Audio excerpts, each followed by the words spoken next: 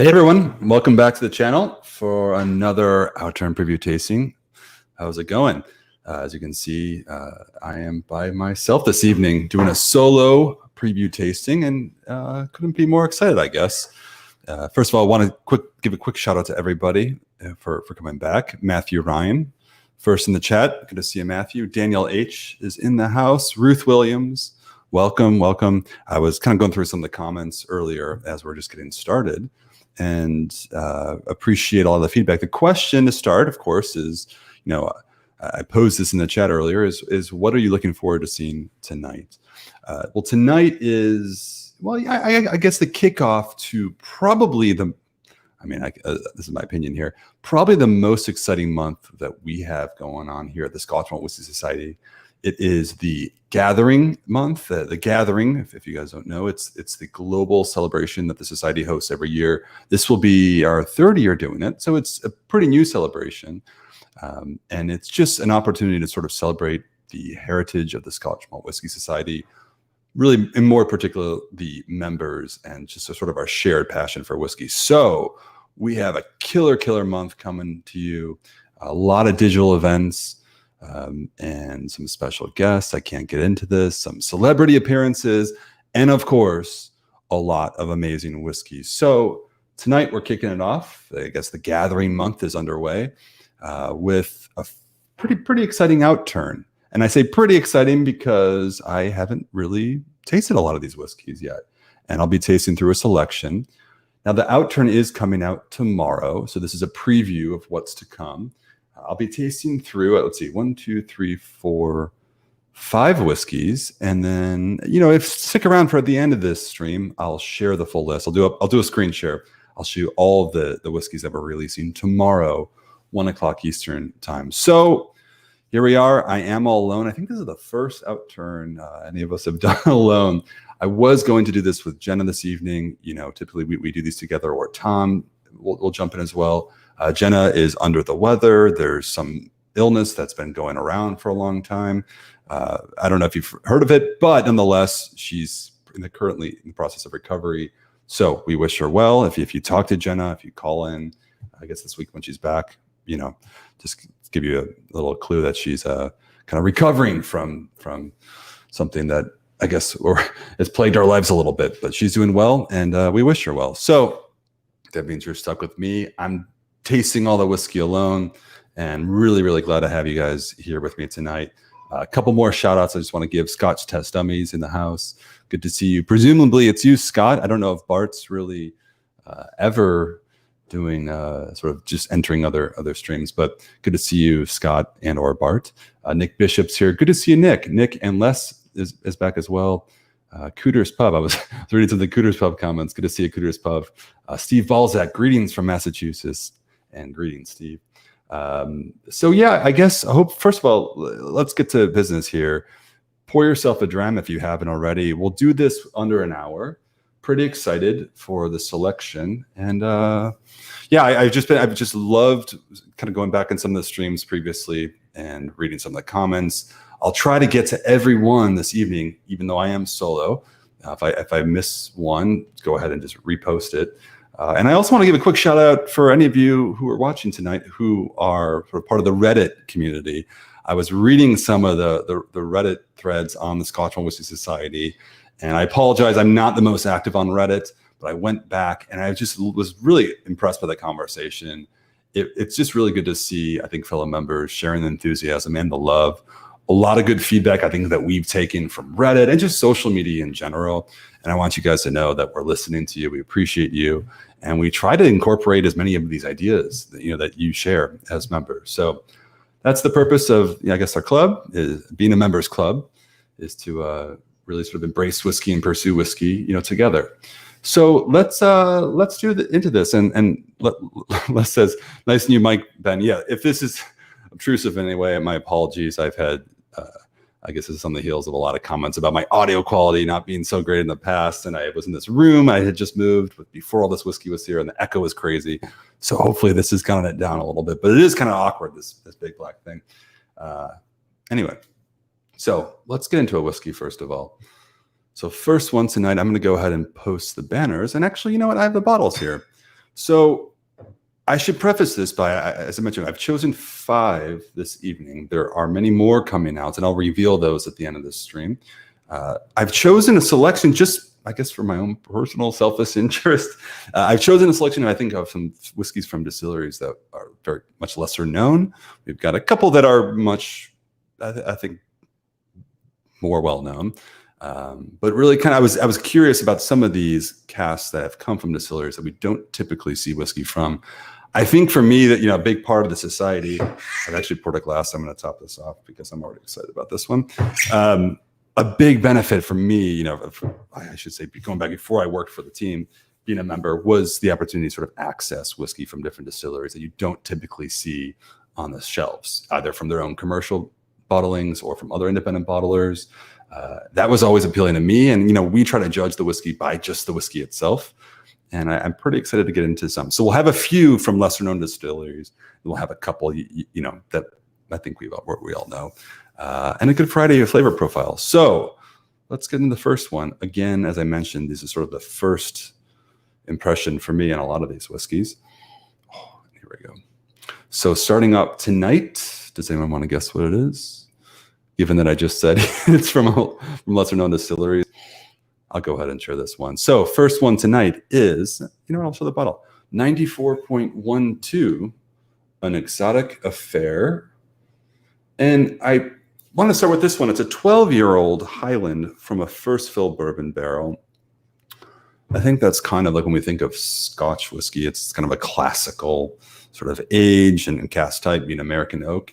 So I tend to like to start these tastings or these preview tastings with sort of a more familiar sort of classical representation of the spirit, and then sort of get a little weird and funky along the way, which is what we tend to do. So first impression, this is in the spicy and sweet flavor profile, which typically suggests, you'll have some sort of exotic spices in the back end. And we'll see if this is the case. Of course, it is called Exotic Affair. That's the name. So right away, shockingly, 60.8% alcohol content. And it's pretty mellow. It's not jumping out at you. It's not clawing sort of the nose hairs, if you have nose hairs, within your noses, and really prickling the nasal passage. It's very, very mellow. That's my first impression here. Mellow, a bit sweet, sort of some raspberries, a bit of orchard fruit. When I say orchard fruit, I think of like an apples or pears. In this case, it just smells sort of like a stewed fruits, almost like perhaps you can say a baked apple pie or some poached pears. It's not very, very fresh and vibrant. It's pretty mellow, very intoxicating. That exotic spices, I think that I was referring to with the flavor profile, it's there, but it's more like I'm trying to think, more like an Indian, sort of a light curry sort of aroma, but very, very faint. I'm going to go ahead and go through these, and I'm going to taste it neat. Let me take a sip of water first. And Bill Monteith says, hallelujah, a 94. Yeah, we were talking earlier about this is a lesser known distillery, so we don't see many of them. And I guess if you get excited for one, you're in it pretty deep, because I was as well. Cody says 94s are always fantastically grassy to me. I think, for me, again, going back to the core profile, it's not very fresh. So it's not like a fresh grass, but perhaps a bit more of a dried grass. I'm just sort of envisioning like a very fall type of landscape, rolling hills, a bit of moss. So, I talked about how it wasn't that intense on the aroma. The palate is really explosive. Oh, damn. That's intense. So very warming, sort of like a classical creamy vanilla sort of palate.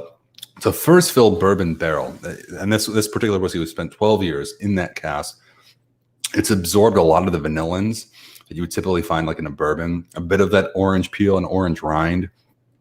So it has these bourbon qualities to it, but it's a bit more earthy And I think maybe, interesting, when that grassy note was called out, I'm getting a little bit more of that now on the finish.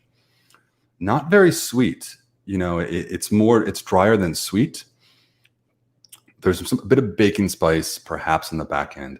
Texture is brilliant. I like that. I'm gonna have to add some water on this one just because it was so intense. ABV is, what does it say here? I'm waiting for the scroll. 60.8%. So what do you guys think? Has anyone had a 94? I'm just curious. I know there were a couple. Matt Ryan says never had a core 94. Jesse Voisin's in the house. Jesse says I had a 94.10 last night. Been enjoying it. So it looks like some of you guys are pretty familiar.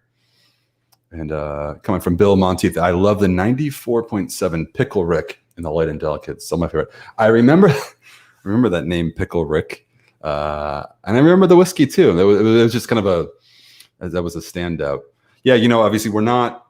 I'm asking about the 94s. When we acquire casks from the beginning, we're not looking for this came from this distillery and this is what we want to bottle. We're really focusing on flavor.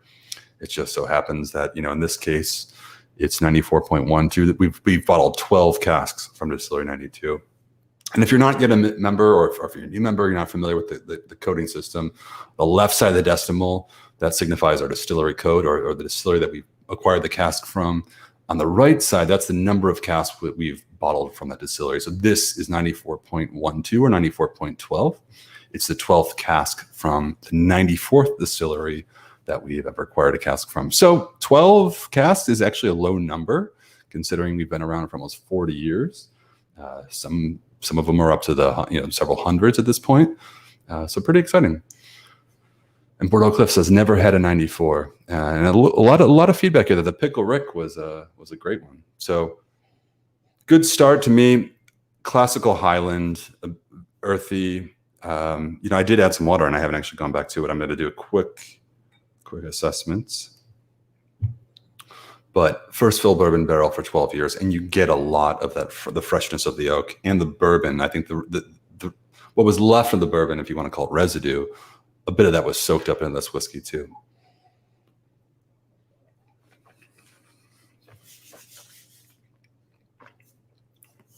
Yeah, and sort of as usual, adding some water brings out more fruit flavors, a bit more stone fruits, a little bit of apricot going on right now. But again, it's not like fresh; it's dried. So I would say this is dried apricots. Earlier, I was thinking like poached pears or stewed apples. It's, I don't know. It's very pie-like. And if Jenna were here, she would probably elaborate on the specifics of the dessert. But I'm not really a dessert connoisseur. I just eat all of it, to be frank. So, and the finish is just going on and on. Okay, so that's the start. I think just really, really solid classical Highland whiskey. If you're into this style, can't go wrong. It's a great age, very fresh cask. A lot has taken place over those 12 years. And we'll see how that compares to some of these others in the lineup. So, all right, next up, and I'm going to interrupt myself with a question from Dale is, now I need to decide what to pour for this. I would leave that to the chat. If you guys want to decide what should Dale pour, let's do a crowdsource opinion here and see if we can influence his decision. So in the interim, I'm going to have another whiskey, and we're going to switch it up. We had this sort of 12-year-old Highland first fill bourbon barrel. We're going to keep to a similar flavor profile, similar, not the same, but we're going to really jump up here in age. And this is, let me pull it up, get the bottle. It's cask 113.43. Thumbs up, and you can probably see that big 2-3. This is 23-year-old whiskey, and yeah, from a refill ex-bourbon hogshead, distilled on the 30th of September 1997. So when I mentioned there are some whiskeys here from distillers we don't typically see from, this is certainly one of them. Thumbs up is the name, 23 years old, as I said, and it's bottled at 55.6% alcohol. So this is just a little spoiler alert. This is the only whiskey of the night, and I just figured out what I was up for. It's the only whiskey of the night that's below 60% ABV. So that's just a little indication of what we have in store tonight. 55.6 is, of course, no small number when it comes to strength of a whiskey, but it's just kind of interesting. Where we're going from here is only hotter and hotter. But nonetheless, 23 years old. Now, this is interesting. The whiskey itself is pretty rare to find, I would say. Not getting too into the distillery, I want to focus more on the flavors as we do when we acquire the cask and when we approve the cask and bottle it. But, typically, I want to say actually 100%, as I recall, 100% of the whiskey goes into blends, a big blended Scotch. And the only chance to really, I think, taste the whiskey on its own is through, I think, a couple of independent bottlers. We have some with casks, of course. This is the 43rd cask we've ever acquired. But pretty excited for this sort of a Speyside style. Distilled in 97. Was I drinking whiskey in 1997? That's a hard no for me, so I don't want to age myself. But if you were around back then and part of the club, drop a comment. I think that would be very, very surprising, but we were around. The club was founded in 1983, so it was thriving in 1997 at the time, but that was some time ago. So, oh man, wow, this is something I didn't quite expect, because there's an interesting waxiness to it, and like sort of a melted candle wax. Well, first of all, the depth of the whiskey it's a night and day difference from what we just said. The 12-year-old in a first fill bourbon barrel, very bright. And it's so funny because I was going on about how that whiskey was not fresh. It wasn't overly vibrant. It was mellow. But you get to this and it's just, we're just in a different place altogether. The complexity is obviously beyond. You would probably expect that for a whiskey, 23 years old. The candle wax is really, really surprising. And I kind of like it. So it's not an earthy whiskey. It's uniquely waxy. There are some more fruits in this one. And maybe, interestingly, I would say it's a juicier aroma. And typically, for malt whiskeys from Scotland mostly, either Highland or Speyside, typically the younger whiskeys tend to be sort of fruitier and more vibrant. This one has so much going on, but the sort of the top notes, in my opinion, are a bit fruitier and zestier. I'll pull here. The tasting note on the bottle actually says, first one, charred pineapple. Now, I didn't get a ton of pineapple. This bottle was just opened recently. I'm giving it some time to breathe right now.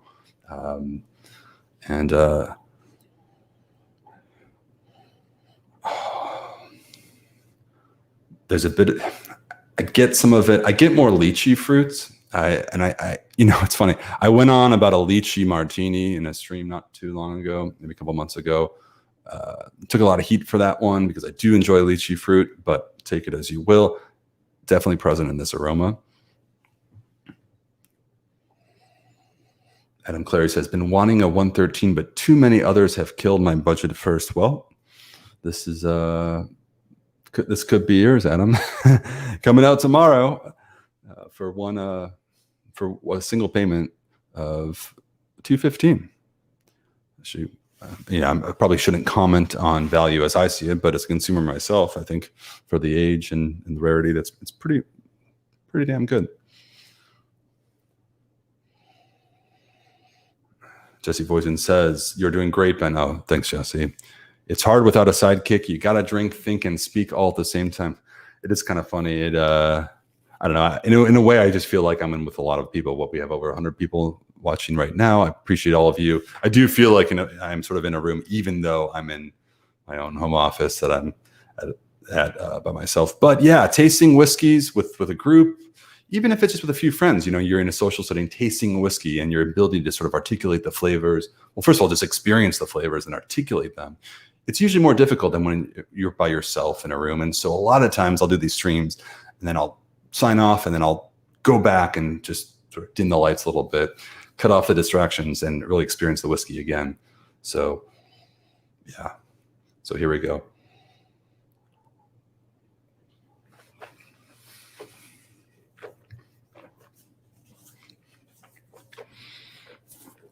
Oh, so good. Oh, I finished it. So good. Sorry. The texture is very silky, very, very silky. And that's I talk about texture a lot because that's my first impression. I think some people will go on with all the tasting notes. We certainly do. And that's all good too. My first impression is always the texture. And I love how this does taste like an older whiskey. Sometimes the older whiskeys sort of break on the palate and be a bit more brittle, if that makes sense. I don't know if anyone's experienced that, but it's really, really, I think, showing its age at only 23 years old.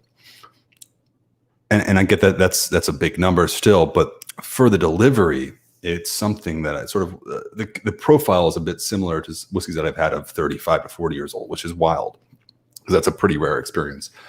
Very silky texture. That candle wax is not there so much, but I get a little bit of worn leather. Again, another common note with some older whiskeys. But damn, I'm going to go back. I need to sort of add a little bit of water. I could probably just enjoy this one neat, I would say. And you might feel this way. If anyone orders this bottle, you'll probably have the same experience, especially coming after the first one. Now that my palate's warmed up a little bit, going to this one, I can probably just do it neat as is. But I want to add a little bit of water to open up the flavors, bring out some more flavors and aromas, and see how it evolves a little bit.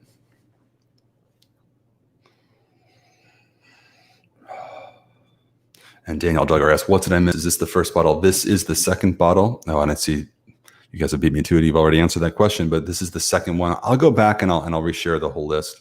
Well, I'll go back and we'll revisit it, then we'll share the whole list in a bit, but you didn't miss too much, Daniel. So here we go. And I revisit with some mild dilution, which is another fancy way of saying I've added a few drops. Yeah, the aroma is just so much improved. And I feel like if, again, enjoy the whiskey how you want to. For me right now, I think a whiskey like this deserves, some patience and time, and you kind of want to cut off everybody and just, I don't know, be alone with the whiskey. And I think in this case, adding a little water really enhances the profile. Yeah, a bit of sort of like a furniture polish too, which maybe doesn't sound that appealing, but in combination with sort of an old dampened wood, a little bit of that sort of that lychee fruit is still there. The charred pineapple I get, but on top of all those things, I think it works really well. The profile is very harmonious. It's really sort of an elegant whiskey, but man, I think it's not what I expected, and I love that. And I think in a good way. It's hard to wrap your mind around this one. And it's funny, I'm looking at the bottle too as I'm going on, and some of the tasting notes, just to read this here: charred pineapple and candied orange peel, followed by juicy prunes, diluted black tea laden with lychees. Interesting. Okay, so the lychee fruit is actually on the label, with lychees and homemade Caesar salad dressing. Now, on paper, that sounds pretty wild. And I don't know that I got all those. I got the lychee. I got some of the orange peel. The black tea, probably. And here's the power of suggestion. Now reading that and going back, there's a bit of that there. And I think I might actually add a little bit more water. I can tell this is already still very strong. There it is. I think the tea aroma comes out with more and more water. Let's taste it as is.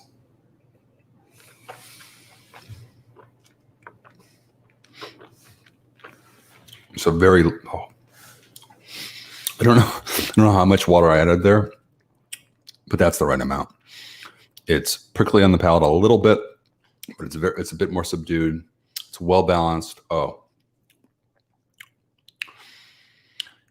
It's how do I describe this? And you help me out, guys. You probably know this. Sometimes you'll have a whiskey, it's really, really dry and very succulent. This is just wet. Like perhaps it's causing my mouth to salivate a little bit, but it's very, very, I think multi-layered. The finish is going on and on. and it's not drying. And I'm making these awkward sort of horse looning sounds. And if you guys know who that is, you know what I'm talking about. If you don't, that's we'll talk about that another day. But it's just a beautiful whiskey. And I'm puzzled by it, which I think is exciting. But this is a yes for me. It's yeah, it's just it's juicy. Daniel says juicy. That's probably an obvious word choice, but I think that's spot on. Adam Clary says power of suggestion is overrated. Someone put the notes there for a reason. It's the power of reality. Yeah, I mean, I think that's an interesting point. You know, I think for me, just my experience, and especially when doing these tastings with sort of my colleagues here, a lot of times one will say a sort of note that they're experiencing. I wouldn't have, and I wasn't experiencing that. And once I hear them say that, like if you sort of been watching a lot of these, if you know Tom and his obsession with petrichor, when he says petrichor, all of a sudden I start to smell it and taste it, and it wasn't there before, and I'm like, oh, I can't get it out of my head now. So that's my experience. But yeah, would you say moist? Says Daniel. I don't know. I mean, it is wet. It is liquid. Is it moist? I think it's a bit more than moist, but it's just, I don't know. It's very wet. So that's that one. Fantastic sort of follow up to a great start.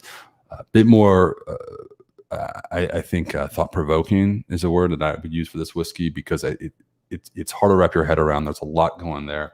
I love the evolution that takes place from neat to a little bit of water. It definitely changes, and I think for me it changes in a better way. But I think it all depends on sort of the day and time that and where you are in the world.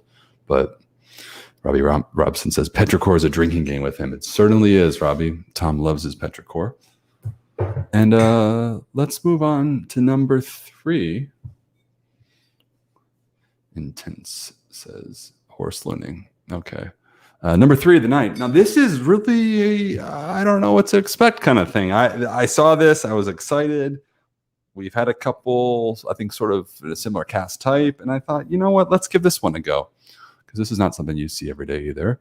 So this is Cask 72.99.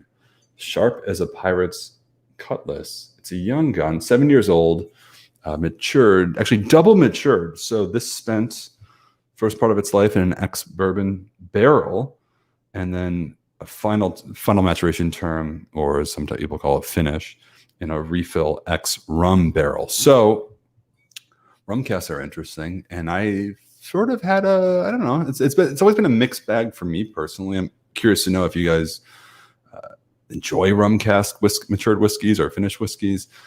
I think I guess here's my sort of bias showing here. I think we put out some fantastic rum cask finished whiskeys lately, or matured.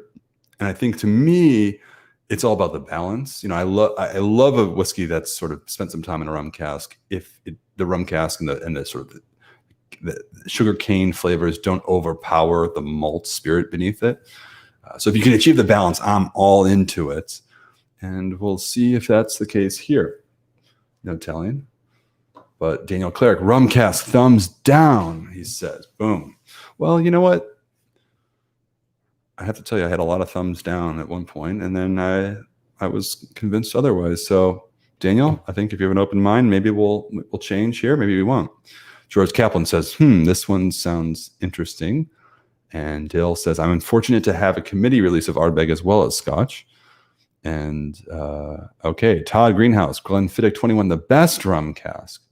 Dropping the gauntlet there. Here we go. Now, 7 years old, we kind of switched it up here. We went from this 23-year-old sort of elegant, luxurious, if you will, space side, to really an oddball. Of course, another space side, 7 years old, double matured in a bourbon barrel and a rum cask.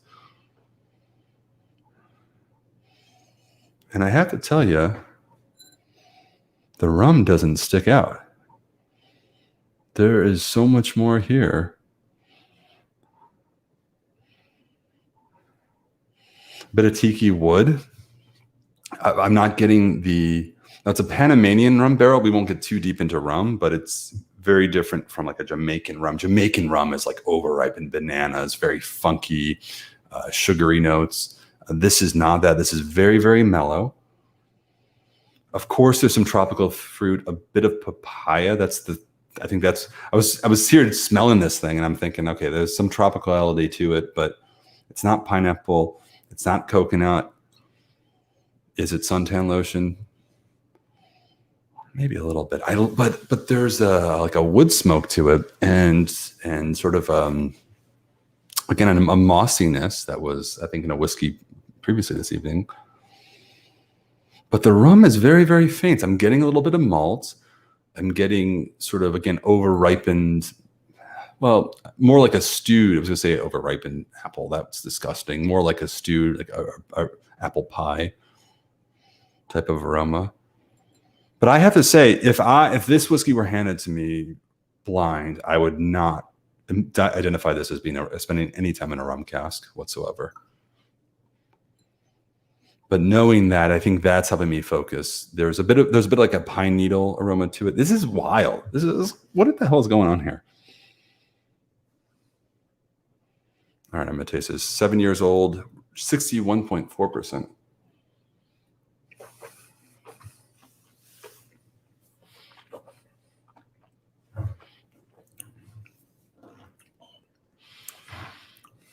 Well, very hot, very intense. I mean, prickly as all hell. The finish is going on. The rum cask, it's wild because, again, I'm going to maintain. Now, having had that first sip, I would not suspect that this was spent any time in a rum cask right off the bat. I would just probably mistake this as, a very fruity spirit from Speyside with high fermentation, and that's probably where it got some of the fruits and perhaps some of the tropicality, if that is even a word, has come from sort of the process of just producing the malt whiskey, but very, very, very gentle influence. And you wonder what this tasted like before the rum cask. I suspect, some of that tiki wood I mentioned, there's a bit of furniture polish. I like that myself. That's there as well. But it's a wild, wild whiskey. All right, maybe some chili flakes. I'm going to add some water. So this is a hot one.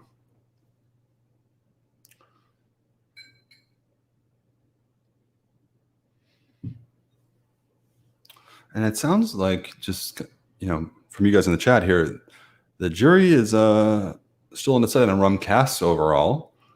And you don't see, as Bill just says, don't see many cask strength rum cask finishes. Cask strength rum cask finishes. Did I say that right?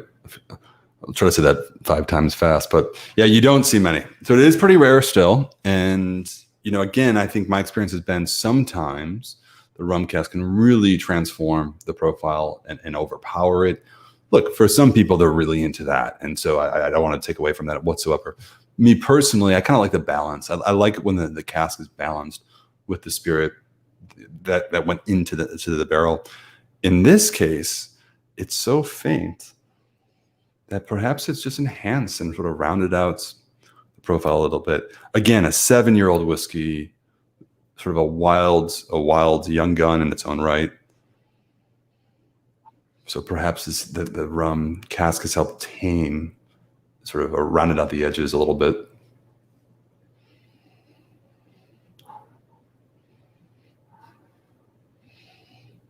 Robbie Ronson, off topic. I love the organization of Ben's cabinet. Whiskey sorted by flavor, profile, OCD. Anyway, yeah, it is. I'm not diagnosed with OCD, but I do like organization.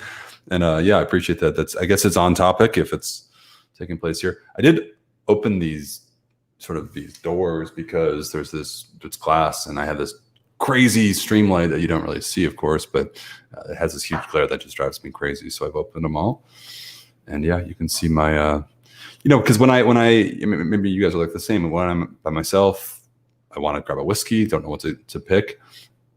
With these bottles, you can imagine, they from a distance they all look similar. So I find that I didn't always do this, but I do go for the flavor profile. I think now more in terms of flavor profile, and then sort of gravitate from there.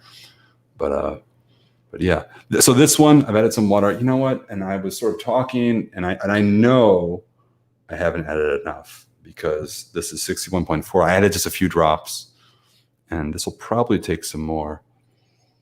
Oh, it's wild because right away, there's the rum cask. I was having trouble finding it earlier, but I think the intensity, or just the ABV, the strength of the whiskey was just so dominant and so intense that perhaps some of the flavors were just lost. And now adding some water, reducing the ABV a little bit, I'm getting more of that classical tropical rum, sort of those characteristics a little bit. There is a spice to it, sort of like a wood, well, there's a wood smoke, but sort of some, I want to say I'm trying to think of like an oil diffuser that I know I'm confusing spices with oils, but I have this sort of aromatic wood diffuser that's always going on in the house somewhere. And it reminds me a little bit of that. Some sort of like Southeast Asian, Thai, I don't know, Thai cooking spices in there a little bit, but just a wild, wild whiskey.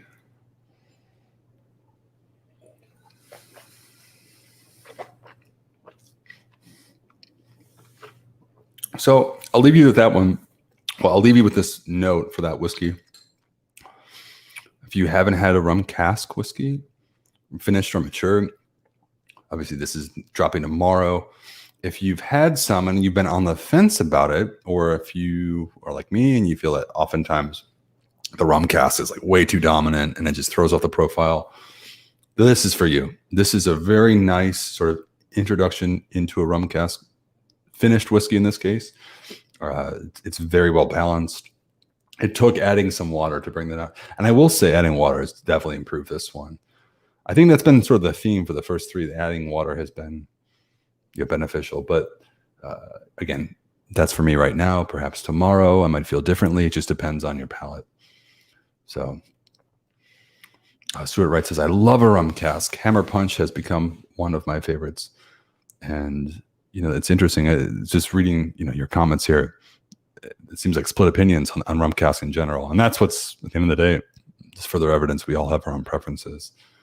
But let's move on, because on that note, I think we have a whiskey that's probably more in line with what a lot of members are asking for in terms of style, flavor profile. And I'll go as far as saying the next two whiskeys are definitely categorized in the most popular flavor profiles that we offer of the 12.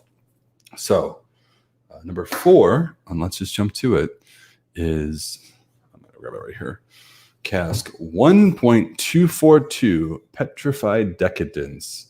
And this is, as you can see, red. Red meaning the band here is red, the label's red, the number 7 is red. It's categorized in the deep, rich, and dried fruits flavor profile. So this is another 7-year-old, 2 in a row. Pretty wild, kind of coincidental.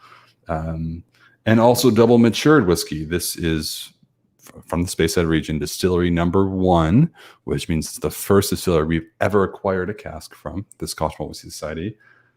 It's the 242nd cask. And hold on a second. Oh, I was looking at the date of distillation. It's 2013, and the same one. I thought it was the same month as the last whiskey we had. I thought that was kind of wild.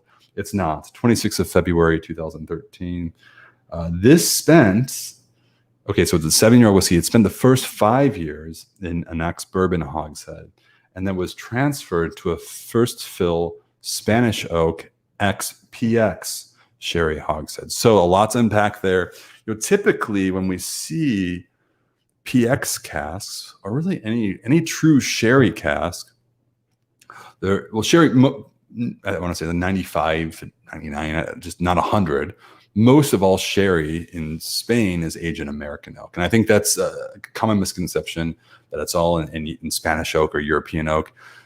American oak is a sort of a lighter type of species of wood and more conducive to aging actual sherry itself. Spanish oak is a bit more tannic, a bit more spicy by nature. And typically those casks are sort of seasoned for Scotch whiskey maturation exclusively. So typically when we will double mature a whiskey and experiment with wood, we'll typically go to these bodegas and get true bodega casks. This one is interesting. I don't know where it came from, but it could have been a bodega still, but it's an actual Spanish oak, PX hogshead. Typically, when you think of, I'm just going to break this down real quick and then we'll get to tasting it. But when you think of sherry, most sherry, at least sherry cask whiskey, is aged in sherry butts. A butt is the best name of any cask in the world, of course, if you're that kind of into that sort of thing. But yeah, no pun. But it is also a very large cask. So the larger the cask, sort of the lesser the intensity, I think, of the influence on the spirit. When you have a smaller cask, you increase the ratio of the wood to the liquid. So you generally have a greater influence on the spirit itself in their aging process. If I said that correctly, I think that sounds fair. But in this case, I keep doing the butt puns, but this is the sherry cask is a hogshead, XPX sherry hogshead, which is a smaller cask. So we can imagine a greater intensity of sherry, I think actual flavors extracted from the wood. So here we go. Okay, well, this is different. This is we've really gone. We haven't gone everywhere, but we've gone for the classical Highland to the old Space Side to this wild rumpus, and now we have sort of the darkest, spiciest whiskey here. Oh man, and this is an oh man. So this right away. Let me pull this bottle here. It's funny how sometimes you can taste a whiskey and you can just, I'm sorry, I should let me rephrase that. You can just nose a whiskey before even tasting it and just get the sense that this is going to be so viscous, so oily and thick. You can just, I think it's almost as if the aromas are just clinging to your nose a little bit, bringing it down. It smells like a weighty whiskey. And perhaps that's from my experience, drinking sherry matured whiskeys. So maybe my mind, I'm expecting this, but it just feels so heavy, so syrupy. A lot of cinnamon. And I know that's common with sherry cask matured whiskeys. It's a common note in sherry, but a lot of it here, really intense. A lot of sort of caramel and toffee. It's the classical Christmas spices. There's the herbaceousness to it, a bit of clove. And when I'm describing, it's funny, a lot when I'm describing these aromas, it's very common with like an Oloroso sherry matured whiskey or Oloroso sherry in general, which is nutty, drier, spicier. PX, or Pedro Jimenez sherry, is generally a lot sweeter, more and fruitier, more I think like a lot of prunes, a lot of black currants or blackberries. And just the sweetness level is dialed up. Most whiskey that's aged in sherry cask is matured in Oloroso sherry cask. That seems to be sort of just generally the best, not the best, the easiest to work with, the most conducive, the most harmonious with, I think, malt whiskey to begin with. This is wild because, again, I haven't even tasted this yet, but just on the nose, it's very, very dry. And it's similar to an Oloroso sherry, but it's not. Cinnamon rolls, like there's definitely the baked bread element to it, but it's overly sweet, but it's just so sticky. Like I feel like I need to wash my hands, and I've only been smelling this guy. So let's get into it. 60.6%. Bill Monty says, makes me really want cold weather, and amen. That's kind of how I feel right now. And the weather is changing. We're entering fall. This is where this kind of whiskey really, really shines. But let's give it a go.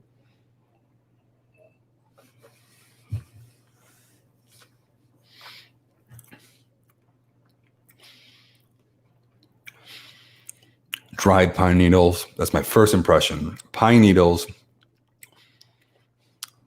Evergreen, like a winter green. There's definitely a winter green note to it. Like if you had a winter green gum or breath mints or anything like that. Yeah, you can actually drink this whiskey and actually freshen your breath at the same time. It is that. It is minty.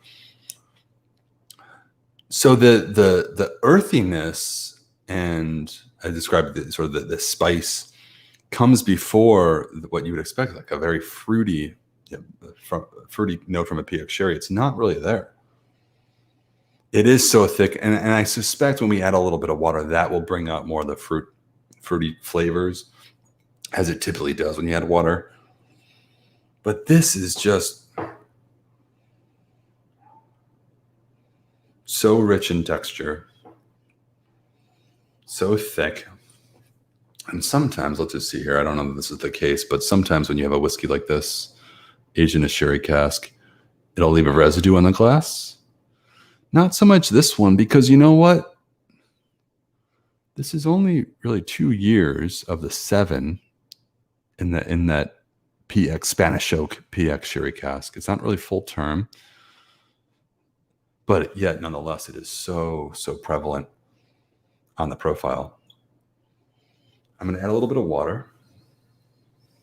And Bill says this distillery is known for its minty note.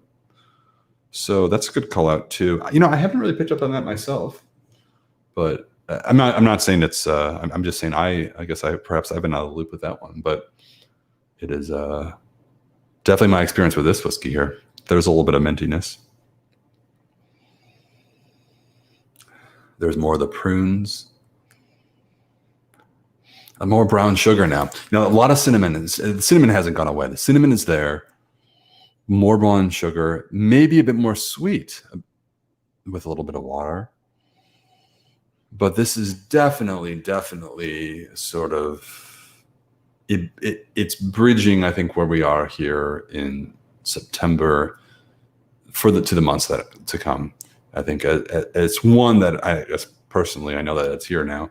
I'll be enjoying this October, November, December as it gets colder. Of course, I've moved to the South now, so I'm out of the Midwest where it was really frigid cold for half of the year. So yeah, I'll just have to turn up my AC. But nonetheless, this is just spot on. It's spot on, and I'm not getting those prunes. I mentioned there were some prunes. I should specify. It's not overpowering whatsoever. And I think that's probably because, look, at the end of the day, they spent 2 years in the sherry cask. The first 5 were an ex-bourbon hogshead, presumably American oak. So very, very well balanced.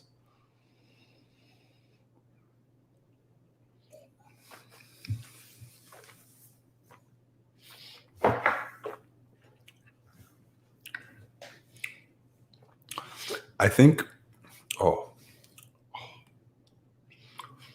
that's so intense. I'm gonna add more water to it. I think I would like it.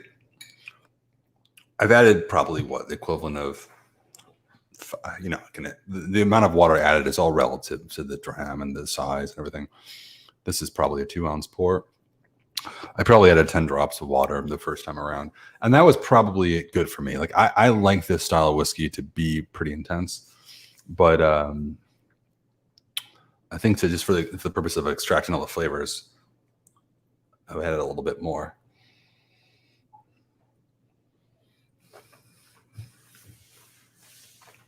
I love those pine needles. So adding more water, of course, as you would expect, has sort of thinned out the viscosity a little bit. It's not nearly as syrupy. I liked it. I think when it was thicker, there's something about, I think, sherry cask matured or finished whiskey that just goes hand in hand with, I think, just a viscous spirit. Of course, sherry on itself is pretty thick, so then I would imagine that's played a part in the sort of the creation of this whiskey here. But nonetheless, I like that textural element to a whiskey with this profile. So it's a bit thinner, a bit fruitier now. Now I'm getting more of the malts. There is a sort of I think some of the cereal notes, so there obviously the malted barley is definitely prevalent. More cereal grains, more baked bread, more like a French bread loaf now, as opposed to the cinnamon buns. So really different. I mean, since this has been open, it's, I think, breathing a little bit too, but I think from neat, it went from this very succulent, very intense, spicy, herbaceous whiskey to now a bit more mature. in a way. I think just more, I think overall refined. Where you will enjoy that, or where I enjoy that, I think depends on the mood. And I guess, I don't know. I've always appreciated whiskeys that do evolve with a little bit of water. I mean, that's why I appreciate cask strength whiskey to begin with, because you have the choice to actually dial it down to your own preference, which can vary, throughout the week, throughout different months, throughout the day, different time of day. And so I could go both ways. I like it with water. I think I preferred it a little more intense, but the choice is yours. Yeah, drop in at 1:00 tomorrow with the others, of course, and probably going to be a popular one. And we just know that because the flavor profile is popular. It's a distillery one, and it spent some time in a sherry cask, which I think a lot of members really, really go for. So that's that one. Let's before we jump into the last one, actually, you know what? I'm pretty excited, so I'm not going to do any before we jump to the last one. I'm just going to jump into it because we are coming up on an hour, and I haven't even had anyone here to talk to. My coat, sort of my sidekick, as Jesse referred to the person, but has not been here. But nonetheless, we have to end where we always end, and I think you know what I'm going for. Matthew J. Ryan, if you're in the house, I think you look like a little tar life in your life. This last one is, of course, from the island of Islay. It's a little place I think at least some of you have heard of. Come on, it's a place I think if you're here, I'm sure you're familiar. But island of Islay, it's called Cask 10.216 Creels and Harbors. Can you guys see that? I'm going to present the bottle. 60.5%. So here we have, wow, and you know what? I just realized this. Another 7-year-old whiskey, and this one has also spent time in 2 different casks. That was kind of wild. Did not really see that when choosing this lineup, but another young gun. Now, we just had a young sherry bomb, as it would be described, which I just love this style. Sherry matured whiskey, I think, is great when it's old. It's great in between, and it's great when it's young. Like the intensity. When I think of I don't know, snow blowing the driveway type of whiskey, that's what I think of a young sherry bomb, which is what we just had. I love a young Islay, and I think a lot of you guys would get into this too. Anybody in Reddit, I was reading a lot of the comments on Reddit the other day, and I know you guys are looking for more and more peat, more Islay whiskey. The truth is, Islay whiskey is so popular right now. The demand is so high that the ability to acquire casks or find casks, from Islay distillers is really, really hard right now. So there are fewer and fewer out there. I think there's some comments about we used to release a ton of them, not so much anymore. And that's really just industry wide right now, just due to the demand. It's so high. And we'd like to think that everything will ebb and flow and eventually it'll become easier and easier again. But right now, the interest is so high. Of course, we have over, about 13,000 different casks roughly in our warehouse right now, all acquired over the years. And we're always acquiring new casks, bottling new casks. So we do have a good stock of violet whiskey, but we just are trying to be mindful. We don't want to just stop releasing Islay whiskey. So we're spacing out a little bit more just to kind of keep the interest there, of course, and keep satisfying our members and their demand for it. But nonetheless, this one has spent time in 2 different casks as well. The first cask was an ex-bourbon hogshead, and the second cask was a second fill ex-bourbon toasted hogshead. So toast is sort of, all casks are the inner linings are charred before they're filled with spirit. In this case, the final cask was toasted. The less char, generally speaking, I'm sure there are some bourbon enthusiasts here who would love to elaborate more. Please do, if you wouldn't mind, in the comments. But generally, a lesser char all the way to a toast is going to be a bit more of an intense, I think, profile that you'll get off of the wood influence itself, a bit spicier, and we'll see how that is. So we've taken a fully peated Islay whiskey from a classic ex-bourbon hogshead, presumably sort of a refill cask that sort of just allows the spirit to really sing, and we really injected it with a bit of toasted wood influence. Now, I'm not saying this was going to be overly woody or anything, but that's sort of just roughly on paper what we're looking at here. How does that perform, or what does that translate to? Let's find out. So 60.5%. Oh, damn. Okay. You know, this one is good. This is a good one. I have I'm just going to go out on the record and say, the Distillery 10, amazing distillery from Iowa, producing unpeated spirit, though I wouldn't be surprised if the unpeated still has a little bit of peat, but everything from unpeated, as I say, to heavily peated. I love the diversity that they put out. I tend to be more interested in like the lesser peated from this distillery. Maybe it's because it's just more unique relative to all Islay distilleries. Maybe it's just the profile itself. There's something about it that I've always like struggled to grasp. This one, to me, is like everything that I would want from this exact whiskey. And I'm not saying that lightly, because I know that a lot of you will sort of want to order this tomorrow and call me out if you don't agree. But I'm just going to say this right now. This is classic. This is classic. And don't take that as boring, because this is not boring. But the balance here, I'm taking like 3 sort of noses here. What do you say? 3 smells. I've smelled this thing 3 times. That's it. So 4 times. 5 times. Okay, after 6 times, I can just tell there's such an amazing just aromatic balance between the wood and the cold coastal spirits. So, sometimes when you have an Islay whiskey, you can just smell it and you're like, wow, that just smells cold. And I love that too. Like, it gives you a sense of place. I think a lot, join me in this if you agree. I love sort of the feeling, like the textural element of Islay whiskey, of peated Islay whiskey, that sort of just transports you to the edge of the Atlantic Ocean, really.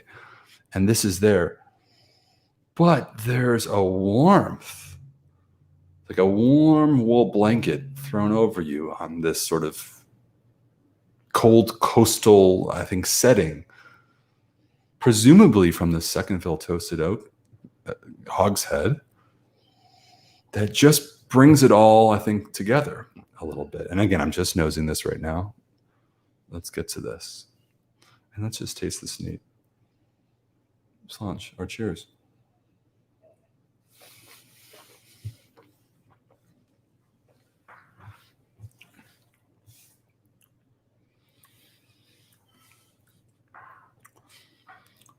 A lot of smoked fish, like mackerel, trout, clams. And I would go as far as saying some roasted ham. Maybe, roasted ham, a little bit of bacon grease is there too. A lot of sort of nearly like burnt butter there as well. Obviously, the smoke is everywhere. There's smoke everywhere. It's heavily peated. It's just going crazy. There's no getting escape in that. I didn't mean to downplay the intensity of the smoke. It's smoky. But I think if you're into Islay whiskey, you're into smoky whiskey. It's like, okay, what else? And it's really like, I don't know, like sauteing seafood pasta in a lot of butter, which is probably not the most Italian way of doing things, because I'll prefer olive oil. But there's this sort of butter aspect to it. Oh man, I just gave away my oh man. But this is amazing. This is amazing. If you're into this style, this is spot on. It's like a no-brainer. And I'm sharing this with you guys, my opinion here, off of somebody who, as you can imagine, tastes a lot of single casks, whiskeys from Islay, from everywhere. And, I like the ones that are different, but I also like the ones that are just like spot on, executed to a T. And this one was an executed whiskey, because again, it's not just a sort of a dump and pour or bottle. We did transfer this one. It was not me, but the Scotch Malt Whisky Society, Ewan Campbell, our spirits manager, chose to transfer this one into the second fill toasted oak hogshead. So let's see how that goes. Let's see what the result is. And this is the result. So a bit of it's nature sort of taking over, but also I think hand in hand with the man's decision to manipulate a little bit by making that transfer. anyway, I can go on and on about this. It's a damn good whiskey. That's all I'm going to say about that. And I'm going to have another sip. I'm going to add some water.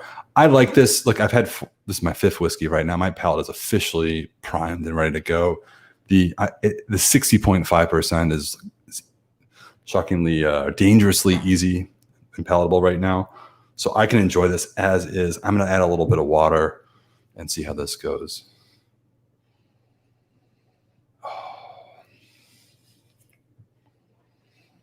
Les Bishop says bacon wrapped clams. That sounds pretty damn good, I have to say. Mark Broda's in the house. Mark Broda says, what's the chance that Scott gets a bottle of this? Scott, I don't know. Between you and Bart, I think someone. Mark Broda says, well, you could have renamed it to Damn Good Whiskey. Yes, I could have done that. Or no, I couldn't have done that, but someone could have named it that. Would it be the most original name, but it would be an accurate name nonetheless. So here we go with a little bit of water.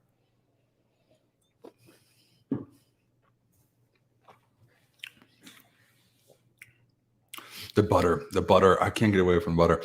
The butter with the smoked fish and the phenols are just so well balanced. It's in a way, it's 7 years old, but in a way it has sort of this complexity that you would get on like a 16, 17, 18-year-old. I'm just sort of generalizing here. Peated Isle whiskey where the peat sort of melt a little bit. You get some just more going on. The peat is not melted in this one, but there's a lot more going on, is what I mean to say. So, yeah, hell of a whiskey. I mean, look, I'm always hesitant to sort of say these things because I want you all to sort of go out and make your own decision when it comes to ordering based on your own. I'm here to sort of just share the whiskeys, share an honest opinion. I don't want to influence too much with what you go for because we all have different palates and interests. But if you're in a peated whiskey, that's just a no-brainer for me. I mean, that's everything that I want, and it could just be me. It could be the 5th whiskey of the evening and sort of just sits right for me right now, but I don't think so. I think that's just a hell of a whiskey. So let's go ahead. Now, what I have here is the list of the other whiskeys, and we're just past the hour mark, but I want to share this list too. So we have 15 whiskeys coming out tomorrow, and we've just tasted 5. So let me go ahead and share this cask here. Not the cask, excuse me. 5 whiskeys later, I'll share cask. No, I'm going to share this PDF. And let me do this. Okay. So, boom. This is the list of all the whiskeys we're dropping tomorrow at 1 o'clock Eastern time. So you can kind of see here, it's really in no numerical order whatsoever, but we've tasted 5 of these. First one, there's another sherry butts. First one, 107.23. Now it doesn't say sherry here, but I can confirm that it is a second fill toast sherry oak butts. That's it right there. And so 2 from the deep, rich, and dried fruits profile. I would say, you guys screenshot this right now. I mean, you can pause or you can go back to this, but definitely take a look at this screenshot. Curious to know what sticks out at you. We've tasted 5 of these, but are there any others right here that really just on paper stand out?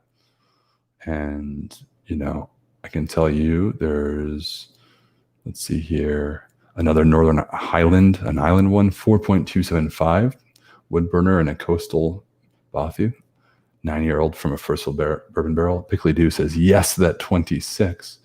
I did see your comment, Pickley Dew, earlier looking for a 26. You got one, a barrel of beeswax from a first fill bourbon barrel. We've seen some of these first fill bourbon barrels from Distillery 26, and they've all been just spot on so far. So any others? What else sticks out to you guys? Why it says 112.87 and 46.108 tomorrow for me. Done.